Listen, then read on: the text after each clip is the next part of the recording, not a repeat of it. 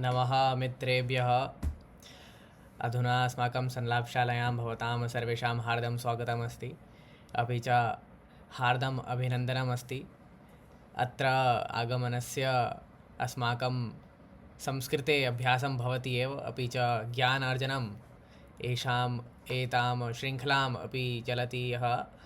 तस्यां शृङ्खलायाम् अस्माकम् अधुना तो किञ्चित् समापनस्य समीपे एव अस्ति, यतोहि वयम् 8 दिवसपर्यन्तं प्राप्तवन्तः सर्वे। बहु रमणीया एषा शृङ्खला चलति एव।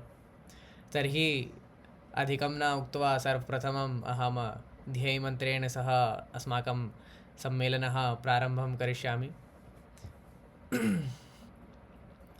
पठामि संस्कृतं नित्यं, वदामि संस्कृतं सदा, ध्यायामि संस्कृतं सम्यक्, वन्दे संस्कृतमातरं।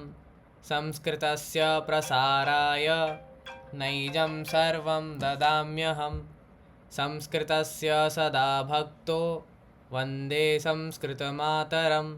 संस्कृतस्य कृते जीवन्, संस्कृतस्य कृते यजन्, आत्मानमाहुतं मन्ये वन्दे संस्कृतमातरं। वन्दे संस्कृतमातरं। जयतु संस्कृतं, जयतु भारतं, जयतु विवक्षवः। अस्माकं शृङ्खलायाम् अद्य वयम् 8 दिवसे स्मः। अद्य चैत्रमासस्य शुक्लपक्षस्य अष्टमी तिथि वर्तते और ये वयं मातुः भयङ्कर उग्रस्वरूपं दृष्टवन्तः, तर्हि अद्य किञ्चित् शान्ता निर्मला पवित्रा स्वरूपं दृश्यते मातुः। मातुः महागौर्याः विषये वार्तां करिष्यामः। बहु सम्यक् रूपेण अस्माकं या ज्ञानप्रदायनी शृङ्खला चलति, एतस्यां किञ्चित् इतोपि योजयामः। तर्हि अहम् अधिकं न उक्त्वा सर्वप्रथमम् आह्वयामि अजय गुप्ता महोदय। भवान् आं महोदय कृपया आगच्छतु, अस्माकं बोधनं कारयतु। अद्य अहं शृणोमि महोदय, अहं न जानामि। अस्तु, तर्हि अहं कुमारमहोदयम् आह्वयामि। कृपया आगत्य स्वविचारान् अत्र प्रेषयतु अस्माभिः सह। अहं चिन्तयामि प्रारम्भं तु बालासुब्रह्मण्यं महोदयेन एव भवेत्, यतोहि महोदय सम्यक्तया भूमिका स्थापयति, सर्वम् उक्त्वा वर्णं किमस्ति, अस्त्रं शस्त्रं सर्वं स्वीकृत्य। अतः निवेदनं सञ्चालकं प्रति कारयतु। प्रयोजनं तस्मात् कारणात् एव अस्ति, यतोहि महोदय तो कारयिष्यति एव अग्रे, परन्तु जनाः अपि किञ्चित् वदिष्यन्ति न। तो यदा महोदय वदिष्यति तर्हि किं सङ्कलनमपि भविष्यति और इतोपि ऐड् भविष्यति तत्र। तो सञ्चालकस्य आज्ञा शिरोधार्या अस्ति। अधुना किञ्चिदपि न वदनीयम्, आज्ञा स्वीकरणीया। नमो नमः मित्रेभ्यः सर्वेभ्यः, प्रणमामि। अहमस्मि कुमारादर्शः। अद्य सर्वप्रथममेव मम उपरि वज्रपातः अभवत्। अस्तु, वज्रपातं स्वीकृत्य अग्रे कारयामि। मित्राणि, सर्वप्रथमं तु वयम् एषा शृङ्खला एतावत् पर्यन्तं पूर्णा कृता। तत्सर्वेषां कृते मम शुभाशयाः, सर्वेषां कृते मम शुभकामनाः च। अष्टदिवसस्य माता गौर्यः दिवसस्य भवतां सर्वेषां कृते मम शुभकामना। या देवी सर्वभूतेषु माता महागौरीरूपेण संस्थिता, नमस्तस्यै नमस्तस्यै नमस्तस्यै नमो नमः। एकदा मया उक्तं यत् मातुः ये नवरूपाणि सन्ति, तेषु रूपेषु एका सम्बद्धता दृश्यते। यावत् यावत् दिवसः वर्धते, यावत् यावत् नवरात्रेः अन्ते वयं गच्छामः, तावत् तावत् मम सङ्कल्पना, मम चिन्तनं दृढं भवति। अहं स्वचिन्तने एव दृढं भवामि च कथयामि स्वयं प्रति कि आम्, भवान् सम्यक् चिन्तितवान्।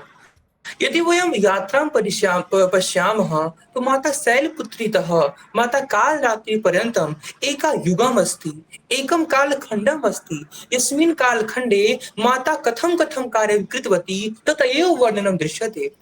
मित्राणि, अहं चिन्तयामि अस्माकं संस्कृतौ वा अस्माकं अस्माकं समाजे, भारतीयसमाजे एकं तृणमपि निष्प्रयोजनं नास्ति। सर्वेषां सर्वेषां कर्माणां प्रयोजनं विद्यते एव।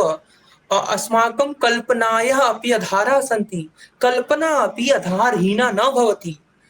सर्वे कथयन्ति भवन्तः किमर्थं कल्पनां कृतवन्तः, भवन्तः किमर्थं जानन्ति कि इतः गुरुग्रहः अस्ति, तत्र शनिग्रहः अस्ति, तत्र सर्वम् अस्ति, भवतः पार्श्वे टेलिस्कोप् नास्ति, भवतः पार्श्वे तु यान्त्रिकी नास्ति, यन्त्रं नास्ति, कथं जानाति भवान्? आम्, सूक्ष्मरूपेण वा स्थूलरूपेण मम पार्श्वे कोऽपि यन्त्रं नास्ति, किन्तु अहं कोऽपि इमेजिनेशन् न कृतवान्, और यदि कल्पना अपि कृतवान् तर्हि कल्पनायाः किञ्चित् आधारः सन्ति। अतः एव तस्मिन् सन्दर्भे वक्तुम् इच्छामि, यानि रूपाणि मातुः सन्ति और तानि रूपाणि कर्मबद्धाः सन्ति, तेषाम् एका कथा अस्माकं पार्श्वे प्रचलिता अस्ति एव। और अधुना पर्यन्तं या कथा वयं चर्चिता कृतवन्तः, तासु कथासु एषा कथा अपि योजिता अस्ति। वयं सर्वे जानीमः यथा माता क्रोधं धारितवती। अधुना वार्ता आगच्छति, माता कालरात्रिः वर्णनं स्वभवत् न वार्ता कि कालरात्रि इत्युक्ते किम्? अहं पठितवान् अद्य कक्षामध्ये एव आगतवान्। कालरात्रि अर्थात काल को भी नाश करने वाली, अर्थात यस्यां रात्रौ काल अपि समाप्त भविष्यति। जिस रात में काल भी समाप्त हो जाएगा सह काल रात्रि अस्ति। अर्थात माता काल रात्रि यत् रूपं धारितवती न, तत् रूपं केवलं रक्तबीजस्य, शुम्भस्य, निशुम्भस्य, चण्डस्य, मुण्डस्य वधं कृत्वा एव न आसीत्। तेषां वधं कृत्वा अपि माता अग्रे गत्वा सम्पूर्ण विश्वस्य विनाशं कर्तुम् इच्छति स्म। वयं तु कृतज्ञाः स्मः शिवं प्रति, महादेवं प्रति, यः मध्ये आगत्य मातरं प्रति विरामं कारितवान् और अधुना सृष्टि संरक्षिता वर्तते। तो तत् और अधुना दृश्यमा वयं दृश्यामहे यत् माता कृष्णवर्णस्य अस्ति। मित्राणि, अहमत्र चिन्तयामि अधुना अस्माकं ऋषीणां मनीषिणां कल्पना विद्यते। यथा वयं क्रोधं धारणं करिष्यामः तर्हि अस्माकं वर्णं कीदृशं भविष्यति। यदि कोऽपि शान्तमयी अस्ति, यदि कोई सहजमयी अस्ति, यदि कोई मृदुला अस्ति, यदि कोई सशक्ता अस्ति, यदि कापि भावेन मधुरा अस्ति, तर्हि तस्य कृते मधुरवर्णः यथा पीतवर्णः वा श्वेतवर्णः प्रदर्शनं भवति। और यदि भवान् क्रोधेन लिप्तः अस्ति, क्रोधेन निमग्नः अस्ति, क्रोधेन एव निवसति, तर्हि भवतः वर्णः कृष्णवर्णः अस्ति इति एव तत् दृश्यते अस्ति। वयं सर्वे जानीमः कि यः चण्डमुण्डः द्वौ राक्षसौ स्तः, और चण्डमुण्डस्य द्वौ सेनापतिः स्तः, शुम्भः निशुम्भः। तो चण्डः सर्वप्रथमं माता पार्वतीं दृष्टवान् एकवारं। माता पार्वत्याः उपरि सः मोहितः जातः। सः च विवाहं कर्तुम् इच्छति स्म माता पार्वत्याः सह। तर्हि सः शुम्भ निशुम्भ इति द्वौ मन्त्रौ स्तः, तान् प्रति आज्ञां दत्तवन्तः, गच्छतु तां स्वीकृत्य तत्र आनयतु, अहं तया सह विवाहं कार्यं पूर्णं करिष्यामि। तस्मिन् समये यतोहि मातुः उपरि कोऽपि कटुदृष्टि कोऽपि दुष्दृष्टि आगतवती मातुः वपुः उपरि, तस्मिन् वपुंसि। तर्हि ब्रह्मदेवः एतत् सर्वं घटना पश्चात् उक्तवान् कि हे माता पार्वती, भवती गंगा मध्ये स्नानं करोतु। तो ब्रह्मदेवस्य आज्ञां स्वीकृत्य माता पार्वती गंगा मध्ये स्नानं कृतवती। और यदा सा गंगा मध्ये स्नानं कृतवती तर्हि तस्याः स्वरूपं शुभ्रम् अभवत्, तस्याः स्वरूपं निर्मलम् अभवत्, तस्याः स्वरूपं गौरम् अभवत्। अतएव मातुः नाम गौरी इति उच्यते। और यः महान् अस्ति तर्हि महागौरी इति कथ्यते। अहम् एतस्याः शृङ्खलायाः पूर्वे एव एका कथा श्राविता मया अत्र। सा कथा निबद्धा आसीत् महाकवि कालिदासेन विरचितात् कुमारसम्भवात्। कुमार संभवे महाकवि कालिदासः बहु सम्यक्तया पार्वत्याः तपस्यायाः वर्णनं करोति। यथा पुनरावृत्ति न कृत्वा संक्षेप रूपेण यदि वक्तुं कामोऽस्मि तर्हि वदिष्यामि, माता शिवं प्राप्तुं बहु तपस्या कृतवती और यावत् पर्यन्तं सा तपस्या मध्ये परिश्रमं कृतवती तावत् पर्यन्तं सा दृढा अभवत्। सा स्वतपस्या स्तरं वर्धमानं कृतवती। एकदा किमभवत् मित्राणि, माता दृढनिश्चयं कारितवती, अहं केवलं पत्रमेव करिष्यामि। कस्य पत्रं? यत् पत्रं वयम् अधुना शिवस्य शिरसि स्थापयामः पूजा समये, बेलपत्रम् इति उच्यते। और माता केवलं पत्रमेव खादति स्म तपस्या काले, अतः पढ़ना इति उच्यते। किन्तु सा दृष्टवती अधुनापि शिवः न आगच्छति, अधुनापि शिवः मम तपस्यायाः प्रसन्नः नास्ति, तर्हि माता तत् पत्रमपि अस्वीकृतवती। अतएव या स्त्री पत्रं खादति स्म सा पढ़ना उच्यते, और या पत्रमपि त्यक्तवती सा पढ़ना। और बुभुक्षा कारणात् तस्याः स्वरूपः गौरः जातः। यदि वयमपि बुभुक्षः भविष्यामः न, बुभुक्षया पीडितः भविष्यामः, तर्हि अस्माकं मुखमपि गौरं भविष्यति। वयं द्रष्टुं शक्नुमः, नवरात्रिकाले ये जनाः एकं दिनमपि जलं न स्वीकुर्वन्ति तेषां मुखं भवन्तः द्रष्टुं शक्नुवन्ति। तस्मात् कारणात् अपि मातुः स्वरूपं गौरं जातः। अतएव मातुः नाम महागौरी इति उच्यते। मातुः हस्ते अस्त्रं वा शस्त्रम् अस्ति, सर्वं तत्र अनेक जनाः वदिष्यन्ति। एका भिन्ना कथा उक्त्वा अहं विरमामि। यदा माता तपस्या कुर्वती अस्ति तस्मिन् समये एकः सिंहः मातुः समीपे आगतवान्। और सिंह तो हिंसकः भवति, हिंसां करोति, नरभक्षी भवति।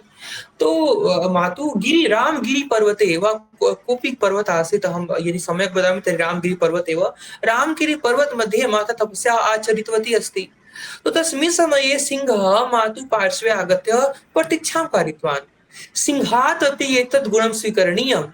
सिंहः आक्रमणं न कृतवान्, यतोहि अहं चिन्तयामि सिंहस्य कोऽपि मूल्यम् अस्ति कि सिंहः जीवित व्यक्तीनाम् एव हिंसां करोति, मृत व्यक्तीनां स्पर्शमपि न करोति इति किञ्चित्। अतः सः सिंहः मातुः प्रतीक्षां कारितवान् कि कदा माता तपस्यातः जागृता भविष्यति। किन्तु माता तु स्थितप्रज्ञा, माता तु तपस्या लीना, माता तु तपस्या मध्ये स्थिता आसीत्। सा बहु चिरकालात् तपस्या कारितवती। अतएव सिंहः अपि मातरं दर्शनं कृत्वा तत्र भूत्वा एव तपस्या एव आचरितवान्। यथा माता तपस्यातः जागृत भूतवती तर्हि सा दृष्टवती एषः सिंहः तु जीर्णः जातः। सिंहः तु स्थूलः भवति, किन्तु एषः तु बहु जीर्णः जातः। किमर्थम्? तो सा चिन्तितवती कि एषः सिंहः अपि मया सह तपस्यां कारितवान्। अतः एव एषा कथा आगच्छति, किंवदन्ती अस्ति कि माता तस्मिन् समये सिंहं स्वीकृत्य स्व आसन रूपेण स्वीकारं कृतवती। तो इति अपि कथा आसीत्। कथं मातुः सवारी, मातुः सहायकः सिंहः अभवत्। और एतस्याः इतमेव वयं ज्ञातुं शक्नुमः मित्राणि, श्रोतृमण्डलेभ्यः ये अपि विराजमानाः सन्ति, यथा अस्माकं संस्कृतौ ये हिंसकाः अपि सन्ति, ये नरहिंसकाः अपि सन्ति, तेषां कृते अपि स्थानं वर्तते एव। वयम् अभिज्ञानशाकुन्तले महर्षि कर्णस्य आश्रमस्य चर्चां कुर्मः, आश्रमस्य वर्णनं पठिष्यामः। तस्मिन् आश्रमे किं भवति? तस्मिन् आश्रमे एकः सिंहः एकः हिरणेन सह निवासं करोति। ऐसा मृदुला भावा, ऐसा मधुरा भावा, ऐसा सामंजस्य दृष्टिकोणः भारतस्य दृष्टिकोण अस्ति, यत्र मधुरवचोभिः, यत्र मधु स्वभावैः, यत्र मधु संस्कारैः, मधु विचारैः कोऽपि हिंसकः अपि पशुतुल्य भवितुं शक्यते, कोऽपि हिंसकः अपि अस्माकं मित्रं भवितुं शक्यते। एतत् विचारमपि अस्माकं संस्कृतौ आगच्छति। मित्राणि, अस्माकं संस्कृतौ एषा उक्ति बहु प्रचलिता अस्ति, वचने का दरिद्रता। अयि भो, वचने कोऽपि धनं स्वीकरोति वा कोऽपि व्यक्ति? यदि भवान् मधुरं वदिष्यति तर्हि भवतः कृते अहं धनं दास्यामि वा अहं धनं स्वीकरिष्यामि। यदि कोऽपि व्यक्ति कटु वदिष्यति तर्हि तस्य धनं स्वीकरोमि वा धनं दास्यामि न। यदि भवान् मधुरं वचनां प्रयोगं करोति तर्हि भवतः ये इन्द्रियाणि सन्ति, भवतः यानि कर्म इन्द्रियाणि सन्ति, मनः मध्ये प्रफुल्लित भावः जागरणं भवति। कोऽपि भवान् अन्यजनानां विकासं न करोति, अन्यजनानां सहायतां न करोति, करोति अपि। भवतः मधुरवचनं श्रुत्वा तेषां हृदये तेषां मनसि अपि सुन्दरः भावः, सम्यक् भावः, मधुरभावः उत्पन्नः भवति। अतः अहं चिन्तयामि वचने दरिद्रता नास्ति और संस्कृतभाषा तु मधुरा भाषा अस्ति, मृदुला भाषा अस्ति, रमणीया भाषा अस्ति, कुशलिनी भाषा अस्ति, संस्कारिणी भाषा अस्ति, व्याकरणदृष्ट्या शुद्धा भाषा अस्ति। अर्थात् संस्कृतभाषायां ये अपशब्दाः अपि सन्ति ते अपि मधुराः सन्ति, ते अपि मृदुला वर्तन्ते। एकदा मम छात्रावासे एकं मित्रं मम प्रति पृष्टवान्, अयि भो अहं ज्ञातुम् इच्छामि संस्कृतभाषा मध्ये अपशब्दम् अस्ति वा? तो अहम् उक्तवान् आम् अस्ति, भाषा अस्ति न, तो भाषा मध्ये शब्दमपि भवति, भाषा मध्ये अपशब्दमपि भवति। तर्हि उक्तवान् अस्तु मां प्रति एकम् अपशब्दं वदतु। अहम् उक्तवान् ज्ञानलवदुर्विदग्धम्। अधुना सभा मध्ये ये जनाः समागताः सन्ति सर्वे हसितवन्तः। अधुना तेषाम् इच्छा अभवत् कि ज्ञानलवदुर्विदग्धम् अस्य अर्थं किं भवति। तर्हि महाकवि भर्तृहरेण विरचितं नीतिशतकं स्वीकृत्य अहं तस्य विवरणं कृतवान् अहम्। महर्षि भर्तृहरि कथयति स्वनीतिशतके अज्ञः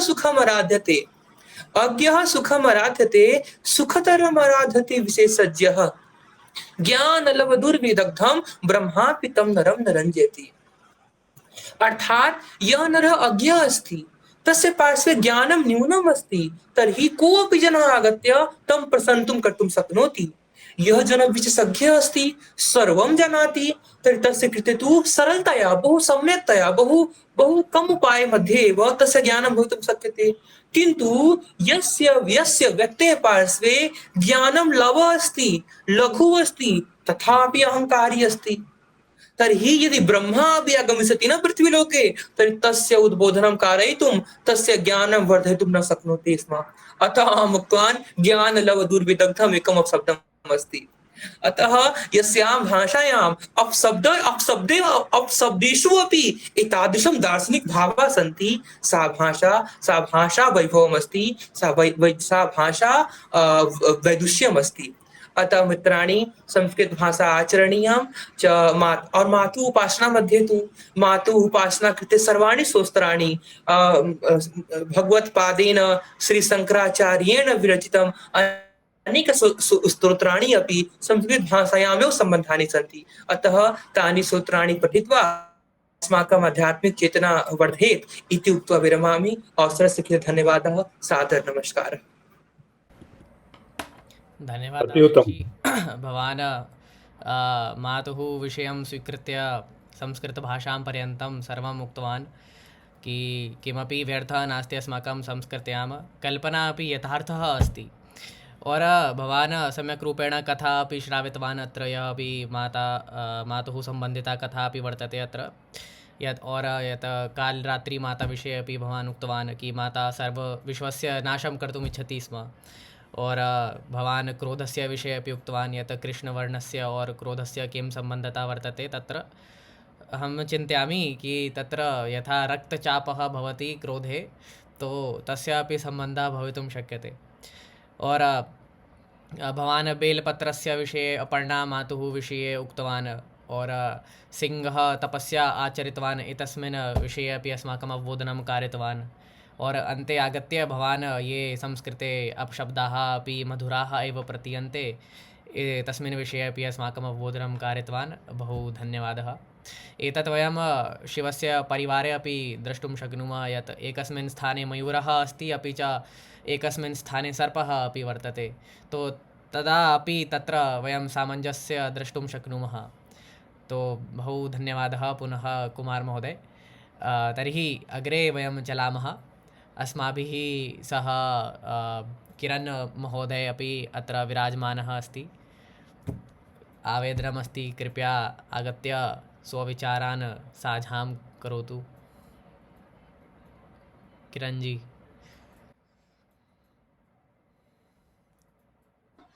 महोदय, अत्र अहं किञ्चित् व्यस्तम् अस्ति। अहं किञ्चित् समयपश्चादम् अहं वक्तुं शक्नोमि। क्षम्यतां महोदय। आमामामाम् अवश्यमेव वदतु। तर्हि अहं बालासुब्रह्मण्यं महोदयं प्रति आवाहनं करोमि।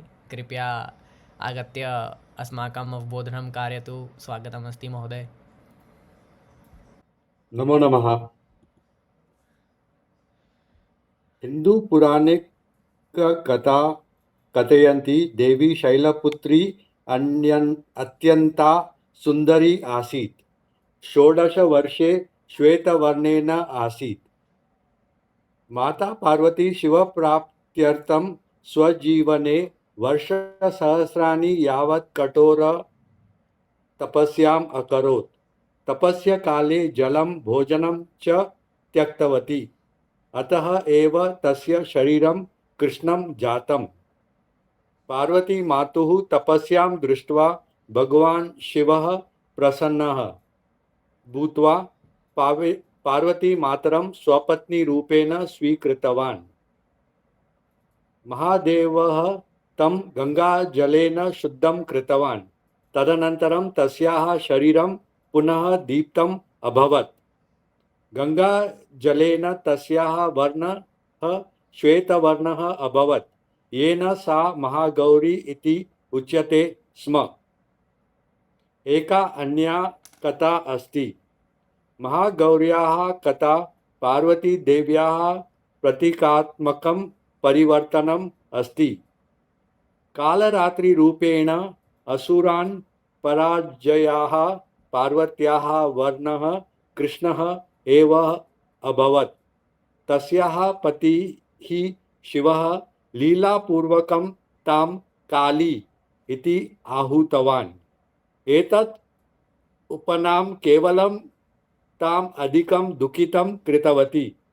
अतः सा स्वस्य श्वेतां त्वचावर्णं पुनः प्राप्तुं बहुदिनानि यावत् भगवतः ब्रह्मणः समक्षं गहनं ध्यानं च प्रवृत्ता। ब्रह्मा प्रजापतिः तां हिमालयस्य मनसरोवरस्य पुण्यजलेन स्नानं कर्तुम् उपदिष्टवान्। माता पार्वती श्रद्धया भक्त्या च एतेषु जले निमज्ज्य चमत्कारिकं परिवर्तनम् अनुभवति स्म। तस्याः कृष्णत्वक् तस्याः विरक्तः अभवत्। ततः माता पार्वत्याः एकं दीप्तिमत् श्वेतं रूपं च उद्भूतम्। माता पार्वती इत्यस्य एतत् रूपं केषुचित् पुराणेषु कौशिकी इति नाम्ना प्रसिद्धम् अस्ति। पुनर्स्थापितेन श्वेतवर्णेन सौन्दर्येण च माता पार्वती महागौरी इति नाम्ना प्रसिद्धा अभवत्, यत् तस्याः अत्यन्तं श्वेतवर्णस्य सूचकम् अस्ति।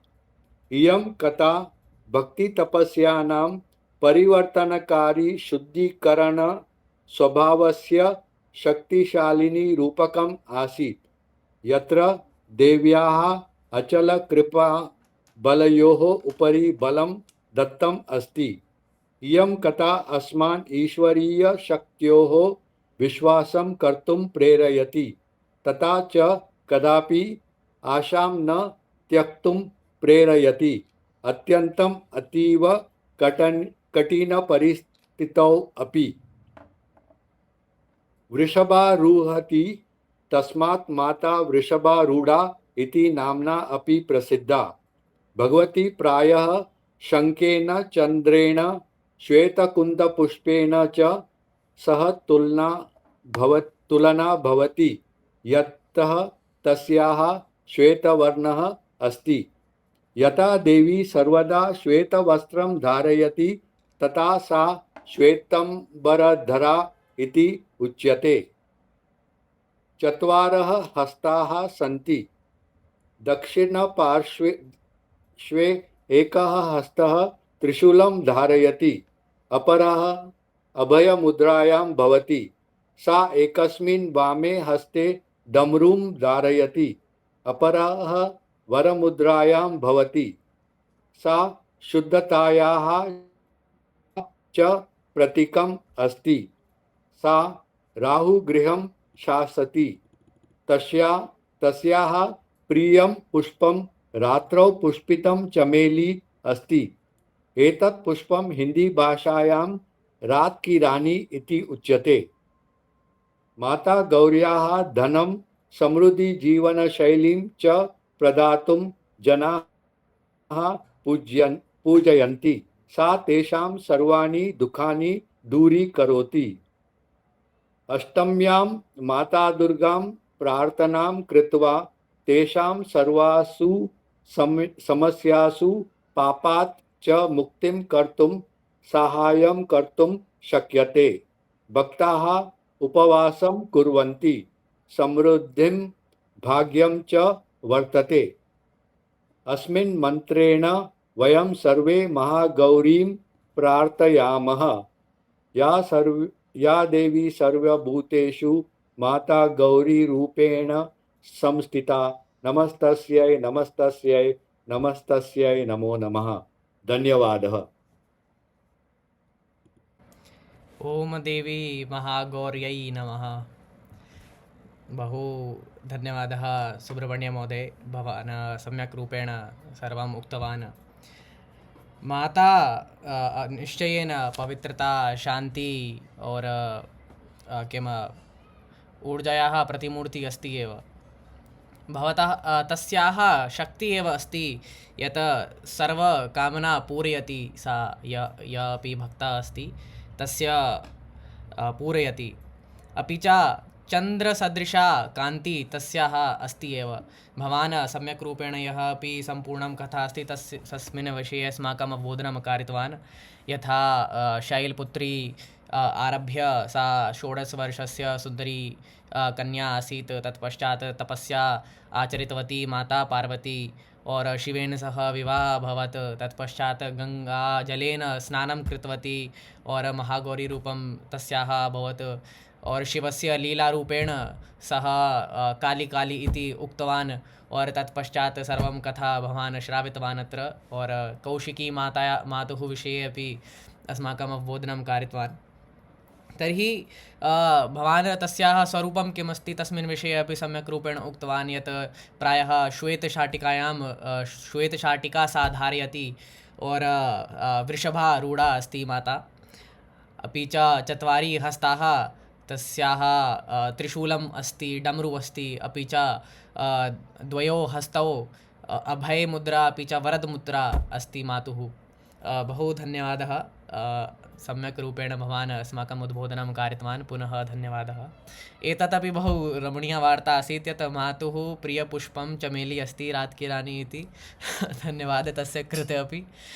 तर्हि अग्रे चलामः। अस्माभिः सह संगीता महोदया अत्र विराजमाना अस्ति।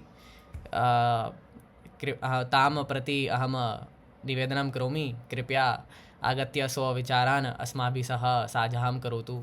स्वागतमस्ति महोदया। नमो नमः। अद्य अहं मातुः स्वरूपं न विवृणोमि। मम कश्चित् संशयं जातम्। नवरात्र्याः 8 दिवसे महागौरी मातरं पूज्यन्ते। हस्याः माता काली आसीत्, अद्य सा गौरी। प्रत्येक दिवस माता नवीन रूपम आभूषणानि अस्त्रशस्त्राणि धारयति। तस्याः वाहनम् अपि भिन्नः भवति। एतस्यां विवरणं पठित्वा श्रुत्वा च मम मनः भ्रमितम् अभवम्। अहं चलचित्रं पश्यामि किम्? कृपया वदतु। मनः एकाग्रं करणीयं वा प्रतरं चञ्चलं करणीयम् संलापकृते विषयः बहु सम्यक् अस्ति, परन्तु एतादृशं पूजनं कृतं ध्यानं कथं वर्धते? एतन्मे मम संशयं कृपया दूरीकरोतु। धन्यवाद। कोऽपि वदिष्यति? मम संशयं दूरीकरोतु। प्रत्येकं कथं ध्यानं करिष्यामि, किं रूपं ध्यानम् एकाग्रं करणीयम्? आङ्ग्लभाषायाम् एकः एकं वाक्यम् अस्ति, variety is the spice of life. संस्कृतं मध्ये किं वदामि कुमार महोदये? वैविध्यं जीवनस्य किम्? अरे वैविध्यं वैभवम् अस्ति भो, अन्यत् नास्ति। आम्,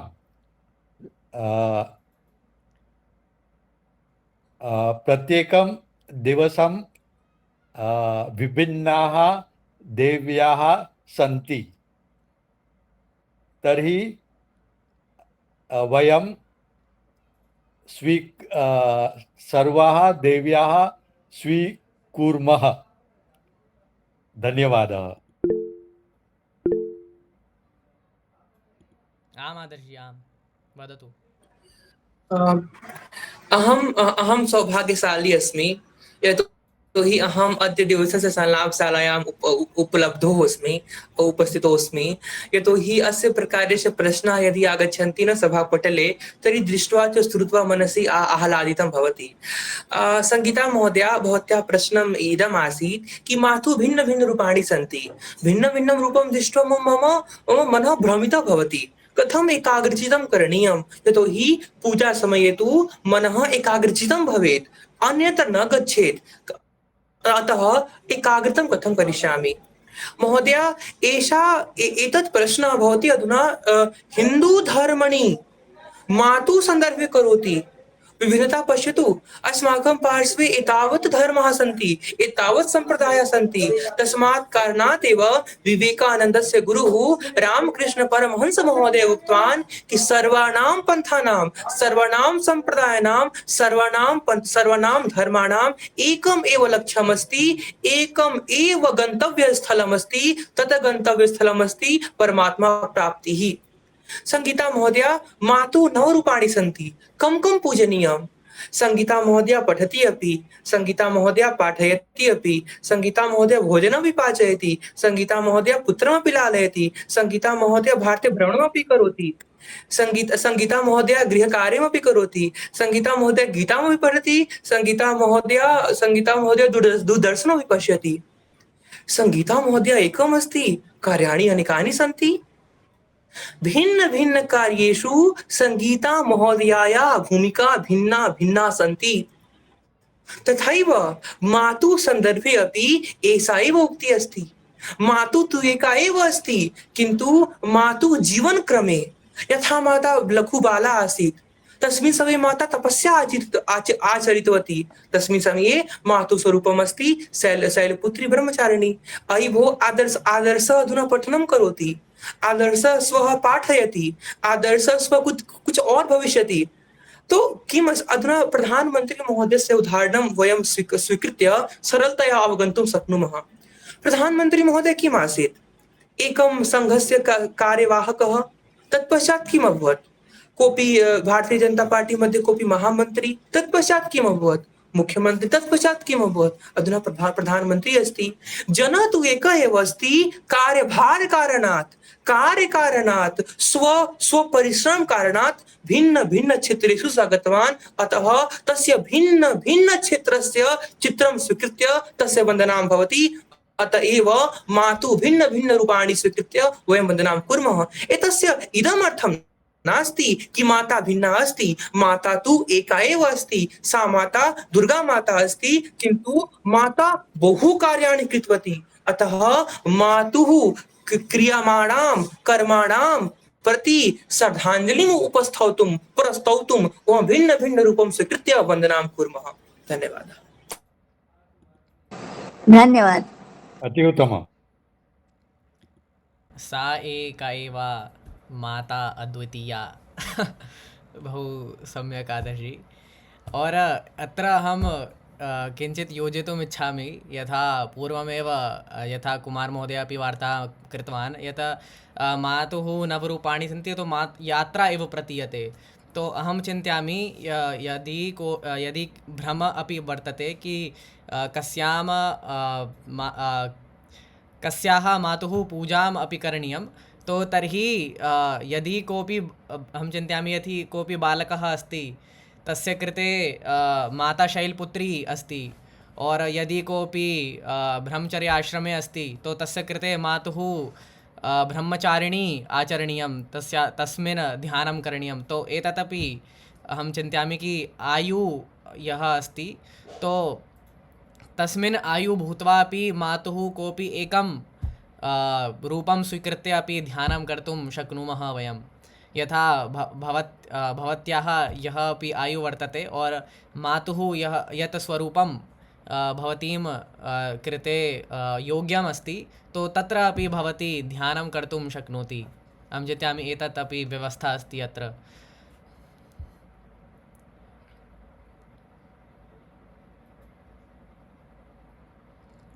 इतोपि प्रश्नः अस्ति महोदय, वा किञ्चित् शेषः वर्तते?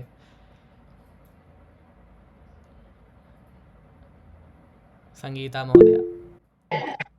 महोदय, मम समीपे एक प्रश्न अस्ति। प्रश्न इति अस्ति, यत्रापि मातुः मन्दिरम् अस्ति, ते गिरिमध्ये किं भवति? यत्रापि मन्दिरम् अस्ति भारतमध्ये, तत्र मातुः मन्दिरं मुख्यतया गिरिमध्ये सन्ति। किं कारणम्? अहं न जानामि। प्रायः यदि वयं पश्यामः तर्हि किमस्ति, यदि मन्दिरं प्राप्तुं किञ्चित् परिश्रमस्य आवश्यकता तदा वर्तते। यदि कोऽपि उन्नतस्थाने मन्दिरं स्थापनं भवति, तर्हि यः अपि भक्तः आगमिष्यति, तो सः किञ्चित् परिश्रमं कृत्वा आगमिष्यति मन्दिरं। तो तस्य व्यवस्था अस्ति अत्र कि परिश्रम कृत्वा एव भगवत प्राप्ति भवितुं शक्यते इति अपि अस्ति। और सम्यक् अहं चिन्तयामि व्यायामपि भवति यदि आम् आदर्शि। जयतु जयतु, बहु सम्यक् उत्तरं, गर्वेण अत्र स्थापितं मञ्चपटले। तथापि अहं योजितुमिच्छामि। किरण वदतु महोदय, महोदय, जानीमः यतः सती, मम ध्वनिः श्रूयते न वा? श्रूयते न? श्रूयते वा महोदय? माता यथा सती माता द्वितीय जन्मनि गिरिराज्ञः गृहे जन्मं प्राप्तवती। सा गिरिसुता अस्ति, गिरयः पुत्री अस्ति, पार्वती अस्ति, पर्वतस्य पुत्री अस्ति। अतः एतत् अहं कथितवान् न कि अस्माकं कल्पना अपि आधारहीना न भवति। तो भवन्तः पश्यन्तु, या स्त्री पर्वतस्य पुत्री अस्ति, गिरिसुता अस्ति, अतः तस्य स्थापनं पर्वते एव भवति, तर्हि का संशयः, का जिज्ञासा, का भेदः?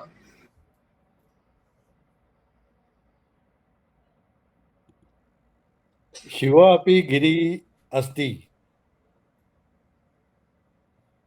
शिव अपि गिरिमध्ये तिष्ठति, किन्तु शिवस्य मन्दिरे अहं यत्र कुत्रापि दृष्टामि, किन्तु मातुः मन्दिरं केवल अमरनाथ, केदारनाथ, कैलाश मानसरोवर, काशी अपि, काशी उज्जैन अपि पर्वतः नास्ति।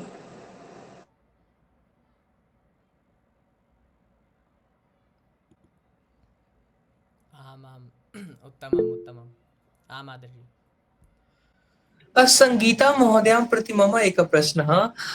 8 दिवसः जातः महोदय, अहं किञ्चित् ज्ञातुम् इच्छामि भवत्याः। अद्य एव आगतः, किमर्थम् एतत् प्रश्नं भवत्याः मनसि आगतवत्? यतोहि रूपाणि तु बहु सन्ति, 8 दिवसपर्यन्तमपि भवती द्रष्टुं शक्नोति, किन्तु अधुना एव आगत्य वा अद्य दिवसे भवती किमर्थम् एतस्मिन् विषये चिन्तनं कृतवती? किञ्चित् अभवत् वा भवत्या सह? भवती साहाय्यं कर्तुम् इच्छति तर्हि?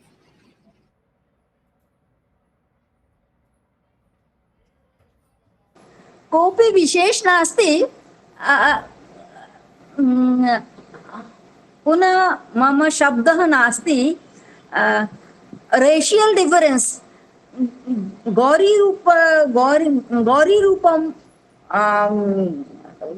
दीप्तमान रूपं वयं प्रशंसां कुर्वन्ति। एंड कालीरूपं कंपेयर, यदा वयं कंपेयरिंग का क्या बोलेंगे, तुलना यदा वयं तुलना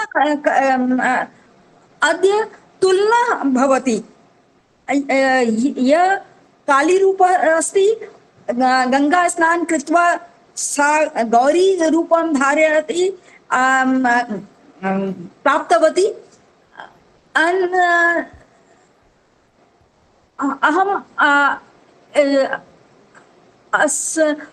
मम आभास ईदृश अस्ति, यथा गौरी रूप सुपीरियर अस्ति, उन्नतः अस्ति। एतद् भाव मम न रोचे।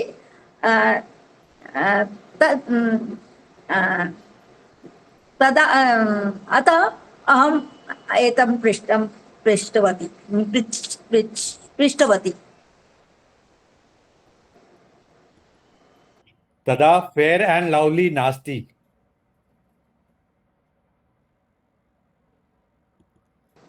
What is नास्ति? फेयर एंड लवली नास्ति।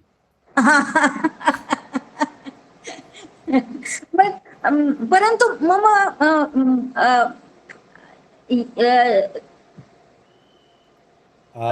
विविध जनाः अहं मन्ये भारते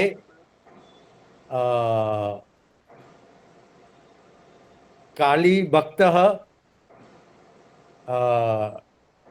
नैकाः सन्ति। बहवः सन्ति as compared to, and Durga and Kali भक्तः बहवः सन्ति। Mahagauri भक्तः not many except for today.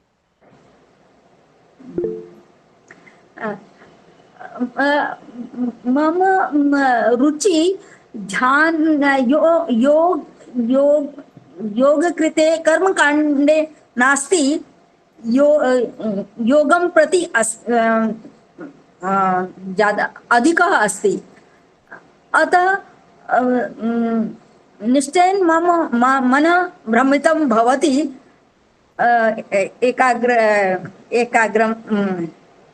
एकाग्रता कृते। अतः मम ध्यानं शिव बिंदु प्रति एव भवति। माताजि भवान् वक्तुमिच्छति स्म। समयः अस्ति सञ्चालकः, तर्हि एव वदिष्यामि, नो चेत् अग्रे गन्तुं शक्नुमः वा? अच्छा, बोल लेता हूँ। हाँ, यदि विषयस्य संबंधित क्या आज्ञा अस्ति? अच्छा, ये बात न किंचित संबंधः अस्ति, अग्रे कारयतु, तत्पश्चात् वदिष्यामि।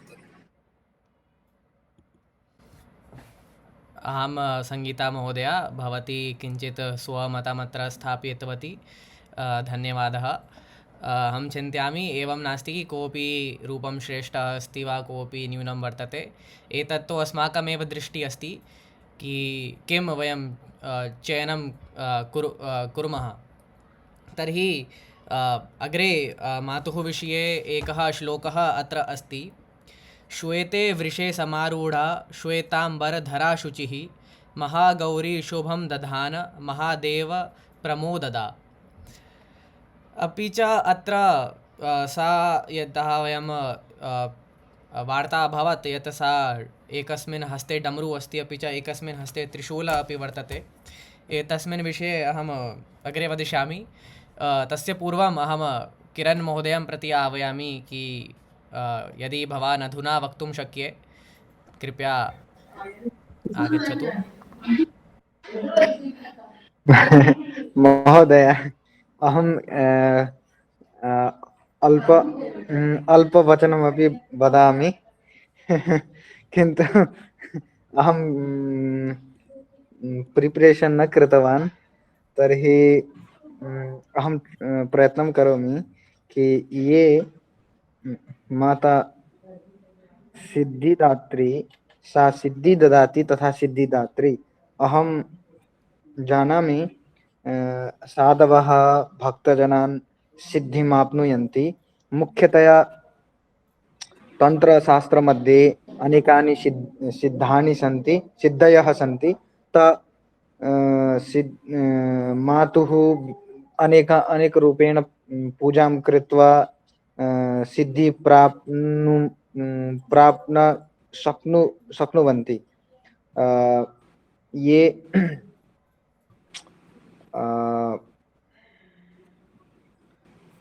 सिद्धिदात्री माता प्रार्थनं केवलं सिद्धि प्राप्नुवन्ति कार्य न, किन्तु यथा ज्ञानं, यथा बुद्धि, यशो, बलं।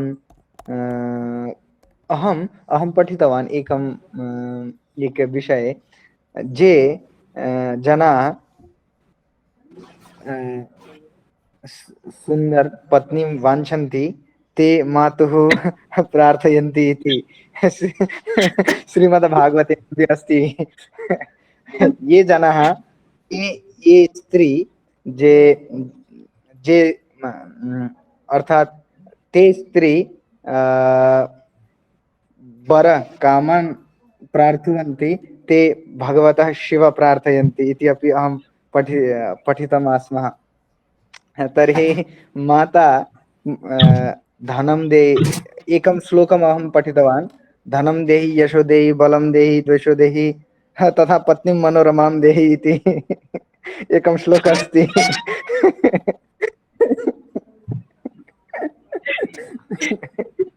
किन्तु पूजा केवल भोगविलास इति कामनार्थ न, किन्तु पूजा मन शुद्ध करणीयम् इति भावेन प्रार्थयन्ति सर्वे जनाः।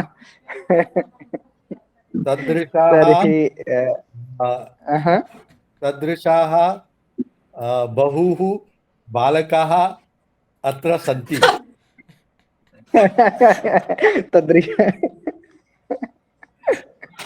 आं महोदय, किन्तु अहं यतोहि जानामि, अहं श्रुतवान्। तर्हि वयं सर्वे मातुः गत्वा मातुः सेवा, सर्वे जनाः सेवा इति वाञ्छन्ति। तर्हि इहलोके सुखी भूत्वा परत्रलोके अपि सुखमाप्नोति। तर्हि वयं सर्वे मातुः प्रार्थयिष्यामः कि हे मातु, भवती वयं कृपां करोतु, सेवां नियोजयन्तु इति। महोदय, धन्यवादः महोदय। देव्याः चक्रं किम् अस्ति?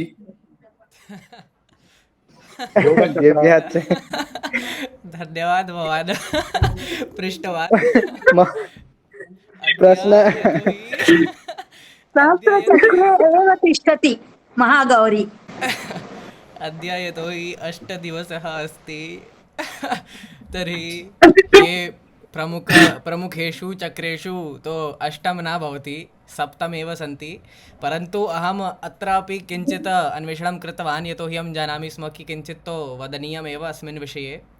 तर्हि यथा उक्तं यत् प्रायः 114 इति चक्राः वर्तन्ते, तो तस्मिन्नपि चक्रद्वयं शरीरस्य बहिः स्तः। तो 112 इति अस्माकं शरीरस्य अन्ते वसन्ति और चक्रद्वयं शरीरस्य बहिः सन्ति। तो अहं चिन्तयामि कि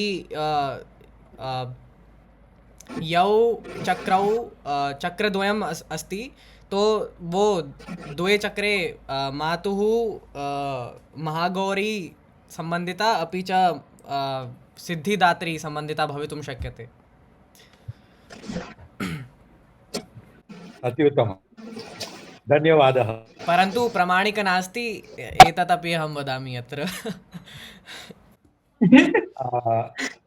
गर्व थियरी यतोहि मिथ्या न भवेत्, तस्मात् कारणात्। बहु धन्यवादः किरण् महोदय, भवान् सम्यक् अस्माकम् अवबोधनं कारितवान्, यत् नवीनश्लोकः वयं सर्वे ज्ञातवन्तः। और अधुना यथा अहम् उक्तं कि मातुः हस्ते डमरू त्रिशूलः वर्तते, तर्हि एतस्मिन् विषये अपि किञ्चित् वक्तुम् अहम् इच्छामि। यत् डम्रोः प्रायः शिवेन सम्बन्धं वयं सर्वे जानीमः यत् अस्ति, यत् डमरू ध्वनि करोति और शिवः डमरू ध्वनि करोति और ब्रह्माण्डस्य उत्पत्ति अभवत्। एतत् तत्र प्रायः वयं सर्वे जानीमः। और ये माहेश्वर सूत्राणि सन्ति ते अपि ततः एव आगतवन्तः। अपि च यदि वयं वक्तुं शक्नुमः, भाषा संस्कृतभाषा अपि शिवेन दत्तम् अस्ति, तो एतदपि तत्र वर्तते। तो प्रायः किं वक्तुम् इच्छामि, यत् डमरू प्रतीकम् अस्ति ब्रह्माण्डस्य उद्भवस्य प्रतीकं वर्तते, और मातुः हस्ते अपि अस्ति। और शिवः यः ताण्डवमपि करोति, तो डमरू के ध्वन्याम् एव करोति, एवमपि अस्ति। और यदि वयम् आकारः पश्यामः, डमरू का आकार पश्यामः, तर्हि विस्तारम् अस्ति और विस्तारं कुर्वन् संकुचितः भवति और पुनः विस्तारं वयं द्रष्टुं शक्नुमः।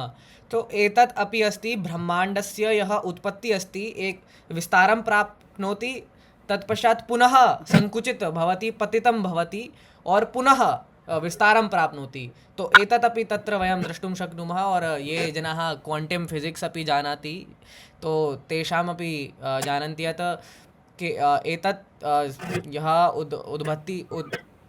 उत्पत्ति भवति, एकं रिदम् एव अस्ति, यत् वैब्रेशन्स् अस्ति, ध्वनि वैब्रेशन् एव अस्ति। और ते जनाः मन्यन्ते यत् यः ऊर्जा अस्ति, तो लय स्वीकृत्य एव जन्मम् अभवत् तस्य। और अस्माकं यः डमरू अस्ति, सः एव एतस्य प्रतीकः अपि अस्ति, वयं सर्वे जानीमः। तो डमरू शब्दस्य प्रतीकम् अस्ति, और अपि च किञ्चित् अद्वैतभावस्य प्रतीकमपि अस्ति अत्र। यतोहि यः ध्वनि लय अस्ति, तो एकमेव प्रमुख लय अस्ति, और तस्मिन् लय मध्ये एव सर्वं जगतस्य उत्पत्ति अभवत्, और पुनः सः संकुचितः भवति, पुनः विस्तारं प्राप्नोति। एवं वर्तते तत्र। अधुना त्रिशूल यदि वयं पश्यामः, तर्हि त्रिशूलः किमस्ति, चेतनायाः पक्षत्रयं यः सन्ति तस्य प्रतिनिधीयति त्रिशूलं। तो यदि प्रायः वयं पश्यामः, तर्हि जागरणम् अवस्था भवति, स्वप्नम् अवस्था भवति, अपि च निद्रा अवस्था अपि भवति। और त्रिशूले तस्मिन् पक्षत्रयं ये सन्ति, यः अस्ति तस्य प्रतीकम् अस्ति जागरणं, स्वप्नम् और निद्रा। और यदि माता तस्य धारणं करोति, तो सा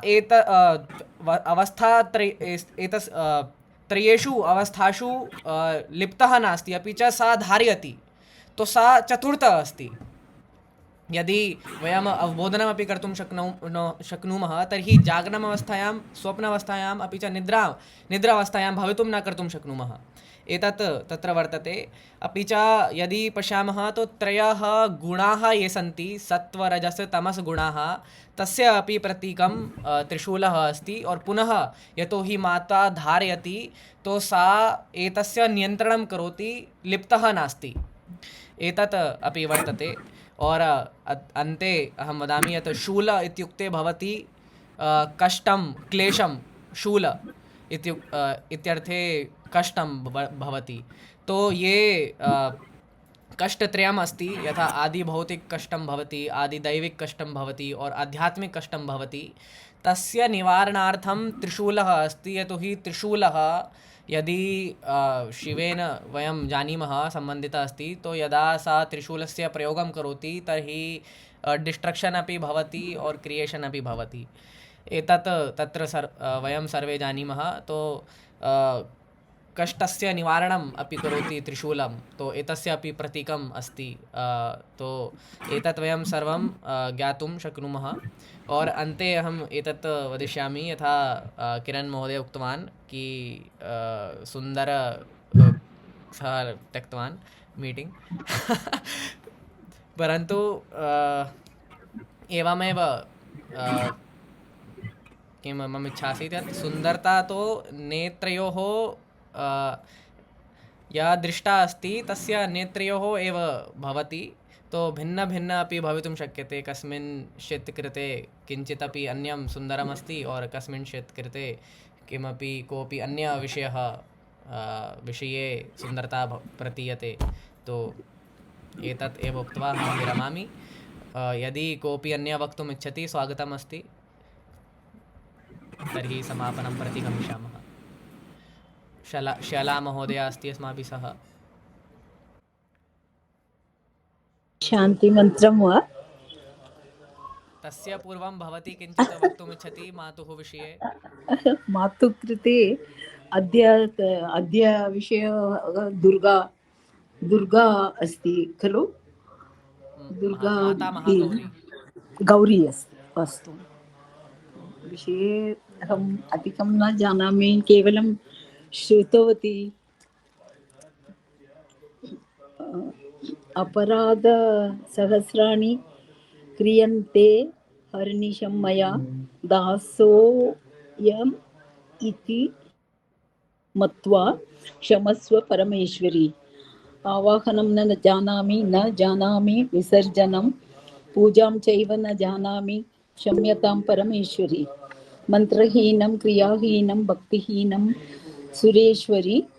यत् पूजितं मया देवी परिपूर्णं तदस्तु मे। अपराध शतं कृत्वा जगदम्बेति चोच्चरेत, यां गतिं समवाप्नोति न तां ब्रह्मादय सुराः। सा अपराधोऽस्मि शरणं प्राप्तस्त्वां जगदम्बिके। इदानीम् अनुकम्प्योऽहं यदे इच्छसि तथा कुरु। अज्ञानाद्रि स्मृतिर्भ्रान्त्या यन्नयनुमधिकं कृतं, यन्नयूनमधिकं कृतं तत्सर्वं क्षम्यतां देवी प्रसीद परमेश्वरी। इतोपि क्षम्यतां। कामेश्वरी जगन्माता सच्चिदानन्द विग्रहे गृहाणार्चामिमां प्रीत्या प्रसीद परमेश्वरी। गुह्य गोप्त्रीत्वं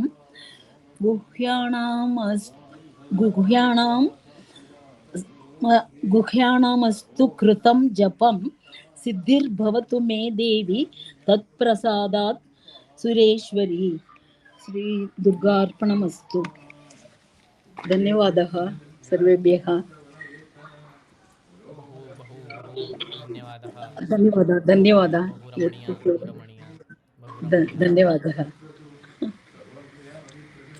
धन्यवादः महोदय, अवसरं दास्यति अतः धन्यवादः। भवत्याः धन्यवादः, साधुवाद। धन्यवादः महोदय। अजय महोदय भवान् वदिष्यति वा किञ्चित्? अजय महोदय। क्षम्यतां महोदय, अद्य क्षम्यताम्। अस्तु अस्तु कापि वार्ता नास्ति, कापि वार्ता नास्ति। अस्माभिः सह शिवशङ्करः अपि अस्ति अत्र, अस्माकं महाविद्यालये एव अस्ति सः। सम्यक् रूपेण भवान् पाठयति वा? न अस्माकं पठति। मित्रमस्ति।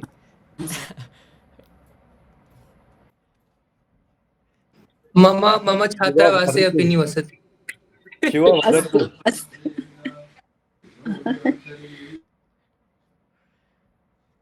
तर्हि शान्तिपाठं करणीयं वा कोऽपि वक्तुमिच्छति?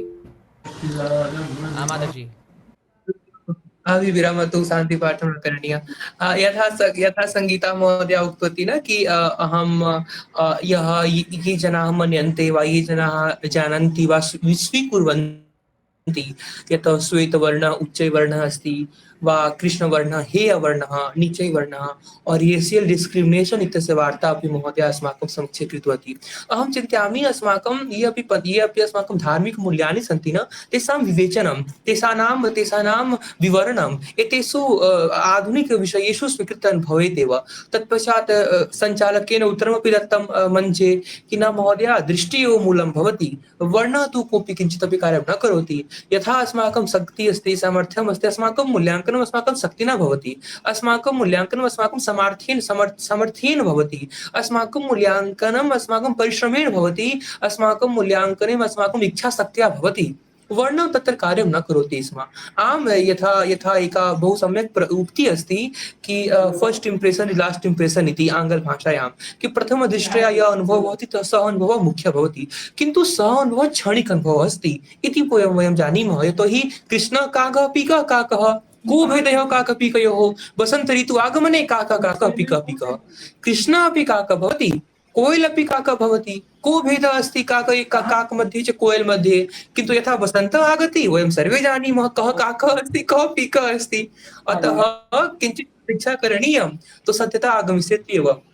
अहम् अस्याः संलापशालायाः पक्षतः स्वपितामहं प्रति बहु कितना धन्यवाद दूं उतना कम है। यतोहि वारं वारं यदि अहम् अस्य प्रकारस्य प्रश्नं शृणोमि तर्हि बालकालतः कथां स्मरामि अहम्। अधुना अपि संगीता महोदया भवती प्रश्नकारणात् एव एकां कथाम् अहं स्मरणं करोमि बालकालात्। एकदा मम पितामहः एकां कथां मां प्रति श्रावितवान्। सा उक्तवान् कि किमर्थं ये पक्षिणः सन्ति तेषां भिन्न भिन्न वर्णानि सन्ति। अहं पृष्टवान् किमर्थं काकः कृष्णः अस्ति वा किमर्थं शुकः हरितः अस्ति, किमर्थं हंसः श्वेतः अस्ति, किमर्थं कोऽपि पक्षी ब्लू नीलवर्णस्य अस्ति। तर्हि सः उक्तवान् कि एकदा किम् अभवत्, एकदा ब्रह्मदेवः एकः मीटिङ्ग् आहूतवान्, एकः गोष्ठी उपस्थापनं कृतवान् और तस्याः गोष्ठ्याः एषः एव विषयः प्रदत्तः आसीत् कि आगच्छन्तु अद्य वयं वर्णं स्वीकरिष्यामः। अर्थात् ततः पूर्वे पक्षिणां कृते कोऽपि वर्णः न आसीत्। तो पूर्वे किम् आसीत्, सर्वे पक्षिणः कृष्णवर्ण एव आसन्, सर्वे पक्षिणः कृष्णवर्ण एव आसन्। तो यदि सर्वे पक्षिणः कृष्णवर्ण एव आसन् तर्हि बहु समस्या भवति स्म, यतोहि भेदं कर्तुं न शक्यते कि कः अस्ति। यतोहि सर्वेषां कृते एकमेव वर्णः आसीत्, कृष्णवर्णः। तर्हि एतया समस्याया सह सर्वे जनाः ब्रह्मदेवं प्रति गतवन्तः। तो ब्रह्मदेवः उक्तवान्, अस्तु श्वः आगच्छन्तु, अहं सर्वेषां पक्षिणां कृते एकमेकं वर्णं दास्यामि इति। तो सर्वे पक्षिणः तत्र आगतवन्तः। तो शुकः प्रथमे आगत्य आह्वानं कृत्वा अहं हरितम् इच्छामि। अस्तु हरितं स्वीकरोतु। हंसः उक्तवान् अहं श्वेतम् इच्छामि। अस्तु श्वेतं स्वीकरोतु। कोऽपि भिन्नः पक्षी आगत्य उक्तवान् अहं नीलवर्णं स्वीकर्तुम् इच्छामि। अस्तु नीलं स्वीकरोतु। कोऽपि पीतवर्णं स्वीकृतवान्। काकः अन्ते आगतवान्। यदि काकः अन्ते आगतवान् तर्हि ब्रह्मदेवस्य पार्श्वे कोऽपि वर्णः शेषः न आसीत्। अतः काकः कृष्णवर्ण एव अभवत् और तस्य कृते कृष्णवर्ण एव प्रदत्तः आसीत्। तो अहम् एतस्याः कथायाः वयं किं ज्ञातुं शक्नुमः? अरे सर्वाणि वर्णानि ईश्वरेण निर्मितानि। वयं तु विज्ञानमपि पठितवान्, वयं सर्वे जानीमः पीतवर्णः तु केवलं पीतवर्णः अस्ति। केवल रक्तवर्णः अस्ति, किन्तु black colour is the absorbent of every colour. Black body radiation वयं पठामः भौतिक मध्ये, यः कृष्णवर्णः भवति न, सः सर्वेषु वर्णेषु सर्वस्य वर्णस्य ग्रहणं करोति, उसको एब्जॉर्ब करोति। अतः वयं वयं वक्तुं समर्थाः स्मः कि कृष्ण वर्ण मध्ये तु सर्वाणि रंगानि, सर्वाणि वर्णानि उपलब्धानि सन्ति। अतः कोऽपि हेयः तु कदापि नास्ति। अस्माकं दृष्टिः एव मूलं दृष्टिः अस्ति इति अहं मन्ये। मित्राणि, यथा पूर्वे अपि मया उक्तं कि वर्णं वा अत्र तु जियोग्राफिकल कंडीशन अपि महत्वम् अस्ति न। ये अपि जनाः चीनदेशे निवासं कुर्वन्ति ते सर्वदा श्वेतवर्णीयाः सन्ति। यस्य प्रकारस्य अस्माकं भौगोलिक परिस्थितिः अस्ति। अस्माकम् एकस्मिन् देशे एव कोऽपि जनः कृष्णः भवति, कोऽपि जनस्य वर्णः कृष्णः भवति। अस्माकं दक्षिणभारते बहु तापः भवति। यदि वयं हिमालये गमिष्यामः, जनाः गौरा भवन्ति। अतः एतत् तु सर्वं प्रकृतिकारणात् अस्ति और प्रकृति समाननीया भवति। यतः किञ्चिदपि प्रकृत्या दत्तं तत् स्वीकारं करणीयम्। तो इति अहं योजयितुम् इच्छामि स्म। धन्यवादः। संगीता महोदय वक्तुम् इच्छति। मम प्रश्न शोचनीय नास्ति। अहं विनोदकारणेन किञ्चित् भिन्नं वक्तुम् इच्छामि। अतः एतद् दृष्ट्वा एतमेव अहं उक्तवती। विविधता एव अस्माकं शक्तिः। विविधता निश्चयेन रिक्वायर्ड है, मस्ट है। मस्ट का क्या होगा? आवश्यकम् आवश्यकं। विविधता आवश्यकम् अस्ति। रूपाणि अपि आवश्यकम् अस्ति, विविध वर्णः अपि आवश्यकम् अस्ति। अहं जानामि, परन्तु ध्यानं सम्बन्धे एकं बिन्दु एव फोकस करना ध्यायते। एकमस्ति ध्यायनं कुर्यात्।